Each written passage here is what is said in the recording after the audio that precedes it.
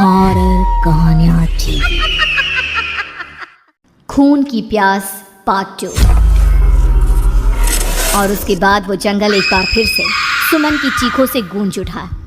लेकिन आज की रात सुमन की चीखों को सुनने वाला वहां पर कोई भी नहीं था। अगर वहां पर कोई मौजूद था तो बस हरिया, जो कि अब एक भेड़िए में बदल चुका था। सुमन के बालों को पकड़कर घसीटते हुए वो जंगल के बीचों बीच एक जगह पर ले जा रहा था। अगली सुबह गांव में। अरे भाई, पता नहीं क्या बात है, अपने गांव का हरिया किसान और उसकी पत्नी सुमन दोनों गायब हैं। दोनों का कोई अता पता नहीं। अरे कैसी बातें कर रहे हो भाई, ये कब हुआ है? अरे पूरे गांव में खबर फैली पड़ी है। कल रात को दोनों खेत की तरफ जा रहे थे, लेकिन लौटकर आए ही नहीं। तो हो सकता है अपने खेत पर होंगे। पूरा गांव ढूंढ कर आया है भाई। जानते हो क्या मिला वहाँ पर? क्या हुआ भाई? क्या मिला? बताओ हमें, क्या मिला? अरे हरिया की पत्नी सुमन के कपड़े पड़े हुए थे। शरीर का एक एक कपड़ा फटा हुआ झोपड़ी के बाहर पड़ा था, लेकिन दोनों पति पत्नी का कोई पता ठिकाना नहीं था। अरे भाई, लेकिन उसका जो दोस्त है ना रामू किसान, उससे पता करके आते हैं ना। अब तक तो दोनों साथ ही खेत पर जाया करते थे। हाँ, हमें उसके घर जाना चाहिए भाई। चलो चलो वहाँ चलते हैं, चलो। वो सारे लोग रामू के घर पर पहुंचते हैं। रामू अपने घर के बाहर बैठकर हुक्का पी रहा था। आज सारे के सारे लोग टोली बनाकर मेरे घर क्यों आ रहे हैं? क्या कोई मर गया क्या भाई? अरे कैसी बातें कर रहे हो? तुम्हारा सबसे अच्छा दोस्त हरिया और उसकी पत्नी गायब है और तुम यहाँ बैठकर हुक्का पिए जा रहे हो हैं? रामू ने अजीब सी नजरों से उन सब गांव वालों की तरफ देखा, जिसकी वजह से वो लोग एक बार के लिए डर गए। गायब है? अरे गायब नहीं है, मुक्ति मिल गई है। उन दोनों को मुक्ति मिली है। इस दुनिया में आकर हर इंसान पाप करता है और उसे उसके पापों के लिए मुक्ति मिलना बहुत जरूरी है। अरे ये कैसी बहकी बहकी बातें कर रहे हो भाई, हैं? और इसका चेहरा अजीब सा क्यों लग रहा है? लगता है दोस्त के मरने का गम बैठ गया है। पागल हो गया है शायद ये पागल। ये बात सुनते ही रामू चीख कर जोर से चिल्लाते हुए कहता है, पागल मैं नहीं हूँ, पागल तुम सब हो। और ये शैतानी जंगल अब तुम में से किसी को नहीं छोड़ने वाला, सबको खा जाएगा। याद रखना मेरी बात। शैतानी जंगल? कैसा शैतानी जंगल? लगता है रामू पागल हो चुका है। हमें यहाँ से चलना चाहिए भाई। चलो चलो चलो। तभी रामू की पत्नी बाहर आती है। नहीं, आप लोग इनकी बात का बुरा मत मानिए। 2 दिन पहले हरिया के साथ खेत पर गए थे। जब से वहाँ से आए हैं तब से ऐसी ही बातें कर रहे हैं। भगवान जाने ऐसा क्या देख लिया उन्होंने, खेत में कुछ भी बड़बड़ाते रहते हैं। लेकिन गांव के लोगों ने कमला की कोई बात नहीं सुनी और वो सब वहां से चले गए। रात अब धीरे धीरे ढलने लगी थी। तभी अचानक किसी ने धीमी सी आवाज में रामू को पुकारा। रामू, आ जाओ, मैं तुम्हारा इंतजार कर रहा हूँ। और सुनो, अपनी पत्नी को साथ लेकर आना, नहीं तो काम अधूरा रह जाएगा। ये आवाज सुनते ही रामू के चेहरे पर शैतानी मुस्कुराहट आ जाती है। वो धीमे कदमों से अपने घर के अंदर आता है। क्या हुआ? तबीयत ठीक है ना अब आपकी? मैं तुझे अपने साथ खेत पर ले जाने आया हूँ, चल। मैं तुम्हारे साथ कहीं नहीं जाने वाली। मुन्ना गहरी नींद में सो रहा है और उसे अकेला छोड़कर मैं तुम्हारे साथ खेत पर नहीं आ सकती। वैसे भी तुम्हारे उन खेतों में भगवान जाने कौन सा राक्षस घूम रहा है, मुझे तो डर लगता है। रामू गुस्से में दांत पीसता अपनी झोपड़ी से बाहर आ जाता है और कमला गहरी नींद में अपने बच्चे के साथ सो जाती है। तभी अचानक रात को रामू की झोपड़ी के ऊपर एक साया वही गाना गुनगुनाते हुए घूमने लगता है जो हरिया के मोबाइल में बजा करता था। मैं मौत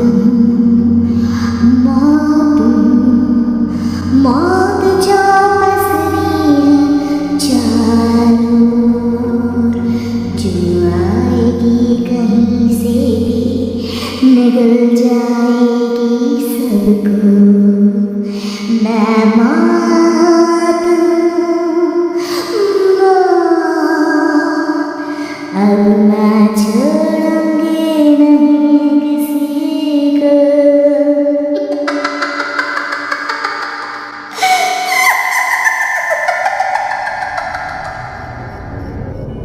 ये आवाज सुनकर रामू की पत्नी कमला की आंख खुलती है और वो देखती है कि उसका मुन्ना अपनी जगह से गायब था।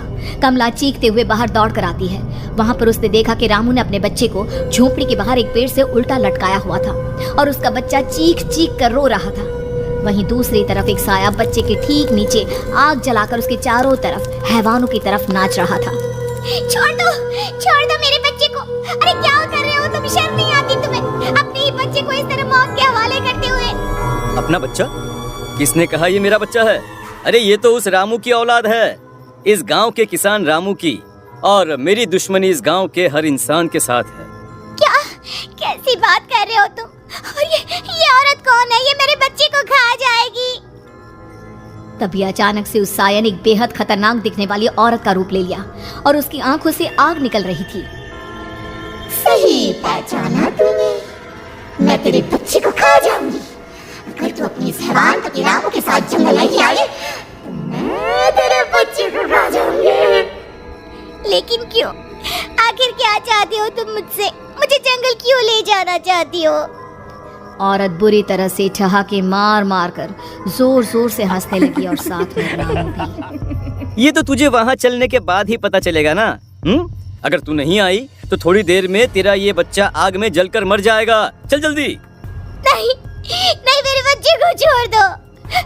तुम जहाँ कहोगे मैं तुम्हारे साथ चलने के लिए तैयार हूँ। और उसके बाद उस बच्चे को झोपड़ी में लिटाकर आगे आगे वो साया चल रहा था और उसके पीछे पीछे रामू अपनी पत्नी के बाल पकड़कर उसे घसीटते हुए जंगल की तरफ ले गया। जंगल में जाने के बाद, कितनी खूबसूरत हो तुम। आज की रात बस तुम और मैं एक दूसरे के साथ रहेंगे। मुझे तुमसे बहुत डर लग रहा है। तुम्हें क्या हो गया है? तुम तो बिल्कुल ठीक थे। वो होगा जो हमारे बीच होना चाहिए। तो आओ अपने आप को मेरे हवाले कर दो। कमला ने डर की वजह से अपनी दोनों आंखें कसकर बंद कर ली थी। रामू ने बुरी तरह से चीख कर कमला से कहा, आंखें खोलो अपनी और मेरी तरफ देखो। कमला ने जैसे ही अपनी आंखें खोली उसने देखा कि रामू एक खतरनाक खूनी हैवान में बदल चुका था। कौन हो तुम? जाने दो मुझे। क्या चाहते हो मुझसे? वही जो एक आदमी एक औरत से चाहता है। मैं तुम्हारा पति रामू नहीं, बल्कि इस जंगल का एक भेड़िया हूँ, और आज की रात तुम्हारे खून से अपनी प्यास बुझा जाऊं। और उसके बाद वो जंगल कमला की दर्दनाक चीखों से गूंज उठा। अगली सुबह कमला के कपड़े भी जंगल में उसी तरह पाए गए जैसे कि सुमन के पाए गए थे। इस घटना के बाद पूरे गांव में दहशत का माहौल था। अपने माँ बाप की मौत और गांव में हो रहे इस तरह की घटनाओं की खबर सुनकर किशन शहर से गांव लौट आया था। अपने माँ बाप की बेदर्द मौत की वजह से वो बहुत परेशान था। तभी अचानक उसे अपने घर में खाट के नीचे पड़ा हुआ वो मोबाइल फोन मिला जो उसने अपने पापा हरिया को गिफ्ट किया था। अरे कितने प्यार से पापा के लिए मोबाइल फोन लेकर आया था, इसे एक दिन भी काम में नहीं ले पाए।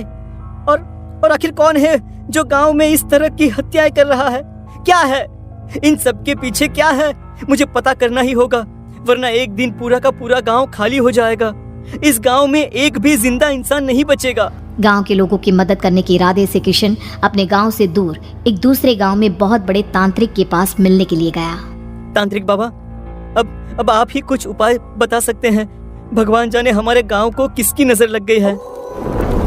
नजर नहीं लगी है, किसी ने तुम्हारे गांव को बद्दुआ दी है। किसी सताई हुई आत्मा का प्रकोप है और अब वो पूरे गांव में किसी को नहीं छोड़ेगी जब तक उसकी आत्मा को शांति नहीं मिल जाती। अरे लेकिन ऐसा कौन है बाबा? किसकी आत्मा है और कैसे मिलेगी उसे शांति? मौत है, मौत कहीं से भी आएगी और सबको निगल जाएगी। इससे बचने का सिर्फ एक ही उपाय है, लेकिन उस उपाय को करना आसान नहीं होगा। जो भी उस उपाय को करने की कोशिश करेगा उसकी जान जा सकती है। भले ही मेरी जान चली जाए, लेकिन मैं अपने गांव के लोगों की जान बचाने की पूरी कोशिश करूंगा बाबा। तो ठीक है, फिर अगली अमावस की रात जैसा मैं कहता हूँ वैसा ही करना। अमावस की रात तांत्रिक के बताए अनुसार किशन अपने साथ केरोसिन लेकर जंगल की तरफ चल पड़ा। उसके हाथ में देवी के मंदिर का सिंदूर भी था। किशन जंगल के बीचों बीच पहुंचा। ये देखकर उसकी आंखें फटी की फटी रह गई। वहां एक उबलते पानी का तालाब था और कई लोगों की लाश लटक रही थी। किशन के माँ बाप की लाश भी वहीं थी। माँ, बापू, क्या हो गया? ये क्या हो गया? तभी वहां पर एक औरत और आदमी आते हैं। उन्हें देखकर किशन चौंक जाता है। गोपाल काका, आपकी तो 5 साल पहले मौत हो गई थी। और निर्मला काकी, आप?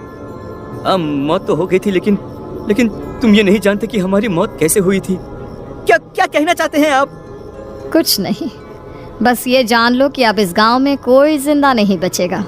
लेकिन क्यों काकी? क्योंकि 5 साल पहले इन गांव वालों ने मुझे डायन बताकर पत्थर मार मार के मार डाला। मेरी कोई गलती नहीं थी। गांव का एक बच्चा क्या लापता हुआ, सारा इल्जाम मेरी पत्नी पे डाल दिया। और जब मैंने निर्मला की जान बचाने की कोशिश की तो मुझे भी मार डाला।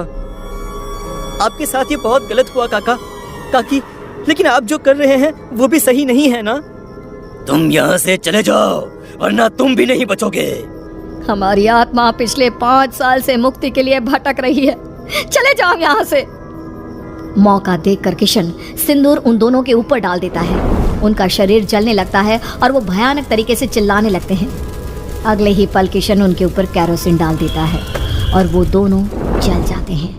किशन अपने माँ बाप और दूसरी लाशों का अंतिम संस्कार करवाता है और अपने घर लौट आता है, लेकिन वो अभी भी इस बात से अनजान है कि मोबाइल अभी भी बज रहा था। मैं मौत हूँ,